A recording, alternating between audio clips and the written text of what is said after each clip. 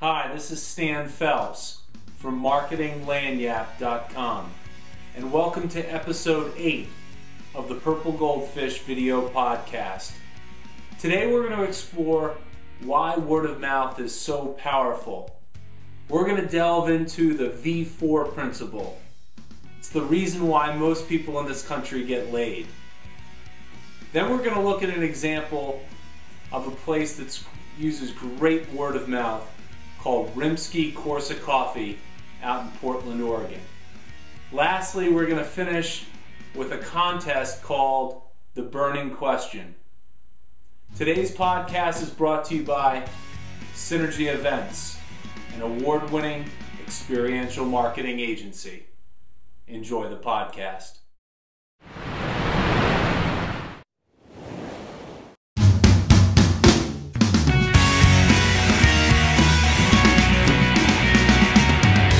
Hey, welcome back to another episode of the Purple Goldfish Podcast. I'm here with Stan Phelps, and today we're going to talk a little more marketing lanyap.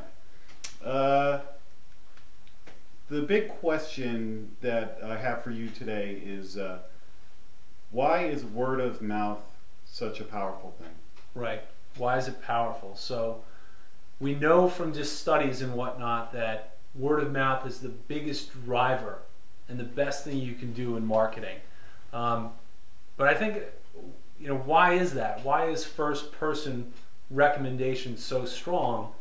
And the parallel or the story I like to tell people is think about your entire history of relationships, right? I mean, short term, long term, prison term, right? How did you meet all of those people, right? Did you meet them in a bar? Probably not. Maybe 1 out of 10 or whatever. You met them because someone vouched for you, what I call the V4 principle. Somebody stood up and said, hey, Jack's a good guy. You should meet Jack. So, I mean, really, if you think about it, if I approach somebody at a bar, right, on a Friday night, I went up to a girl at the bar, I'm just one of many. Right? There's no frame of reference for me at all. But imagine that same scenario that the two girls are sitting at the bar and the one sees me coming and says, oh, that's Stan. He works with my boyfriend Fred. He's such a good guy. He's so funny when he's drunk. Well, now I'm somebody, right?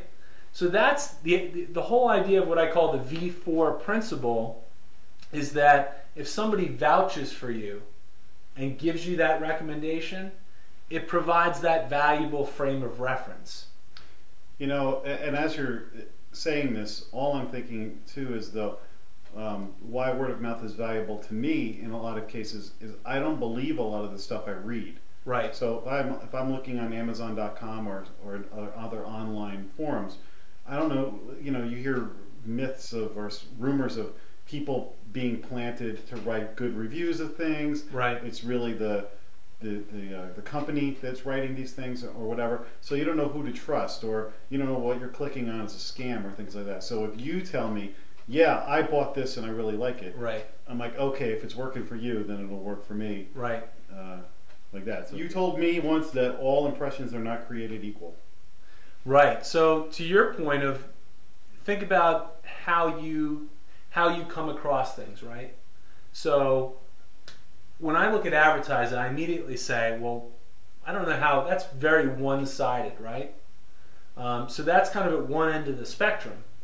And that's probably the lowest level of trust. Like somebody's going to buy ad time and tell you that their product stinks, right? You know they're trying to put it in the best light. Mm-hmm. So that's one end of the spectrum, and then you go on the other end of the spectrum, and that's the idea of first-person recommendations.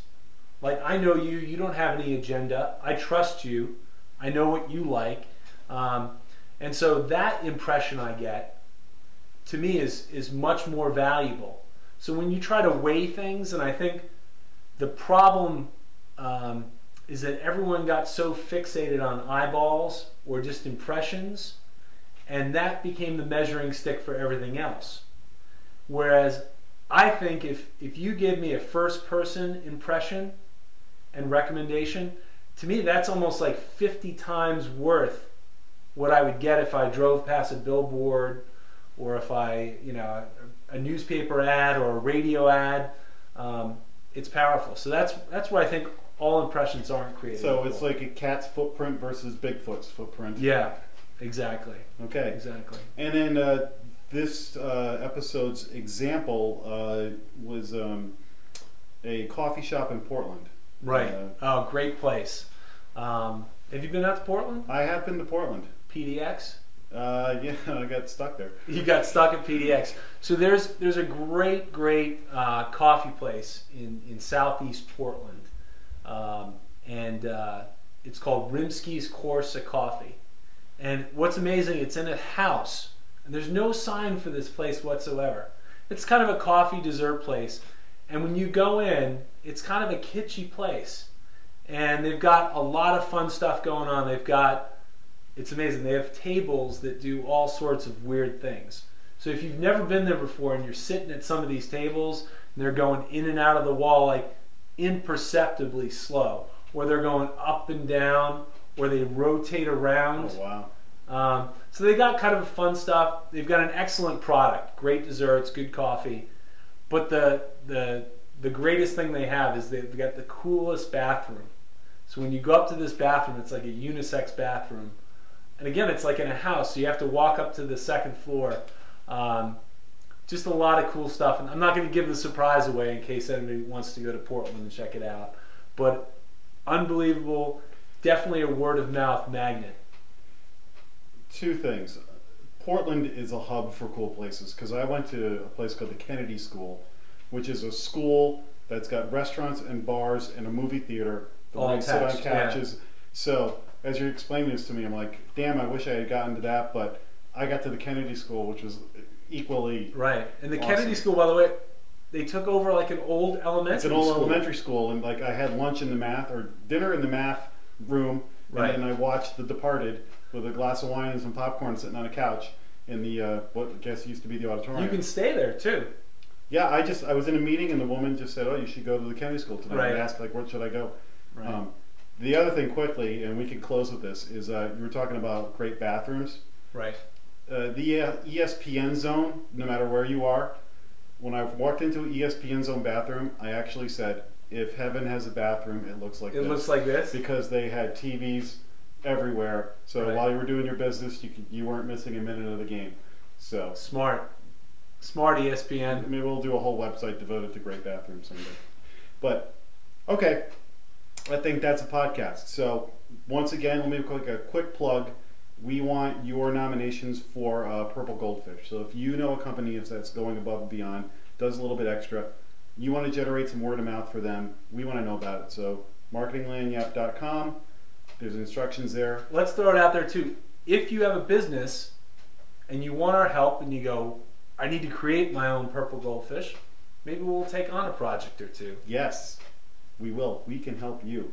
So we're working for fishermen, and we're looking for people who want some help coloring themselves purple. Great. All right. Hey, thanks for joining us. We'll see you next time on the Purple Goldfish Podcast. Thanks.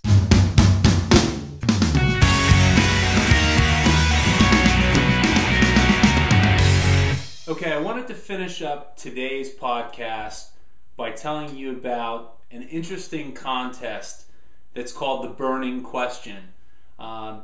It actually just started this week.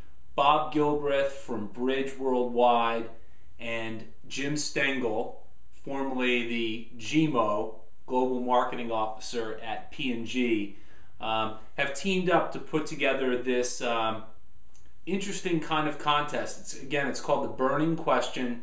The idea is that they're trying to challenge people to figure out what is the most burning question in marketing, and more importantly, how are you addressing the idea of solving that question. So I'm happy to say I actually was the first entrant into the Burning Question contest. I've submitted the Purple Goldfish project.